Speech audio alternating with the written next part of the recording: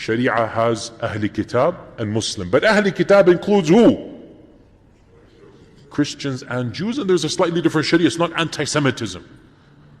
Historically speaking, Muslims and Jews historically had much more in common, and they would always bind together against the one who would persecute them, and that is the Afranj, the Rum, the Franks, the Christians. Historically, Muslims and Jews had a much stronger relationship than Muslims and Christians and Jews and Christians. Historically speaking, without exaggeration, the greatest minds of the Jewish tradition, pre-modernity, all of them are found in Muslim lands. All of them.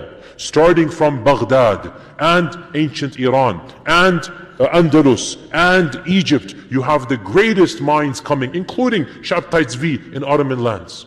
They could not do what they did in Muslim lands. They could not do it in Europe. Every time the Christians persecuted the Jews, Muslims opened their doors. The last time, 1492, when the Muslims were expelled from Granada, the Sultan of the Ottoman land said, "You Europeans are fools. The Jews are intelligent people. They're useful. Why don't you come?" And he invited all of them en masse to come and live in Muslim lands.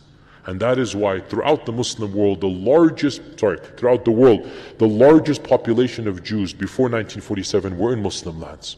In Yemen, in Iraq, in Morocco, in Egypt. These were where the Jews were. So this whole notion of Muslims being anti-Semite by the very people who defended, by the very people who invented anti-Semitism, please Muslims, educate yourselves. Don't fall for all of this stuff, okay? Also, so that's historically speaking. Also, now let's get head on. Okay, so we talked about historically. Thirdly, let's get to the issue. Okay, well the Ahadith do mention, be honest here, the Ahadith do mention them. Jayyid, they do mention them. Let us realize these Ahadith, they are predictions, not prescriptions. Big difference. They're predictions, not prescriptions. They're telling you what's going to happen. They're not telling you it is allowed to do it. So, if you believe in these predictions, you believe that stones are going to talk. I believe they're going to talk. But the people who criticize us don't. If you don't believe 90% of it, then why are you believing the 10%?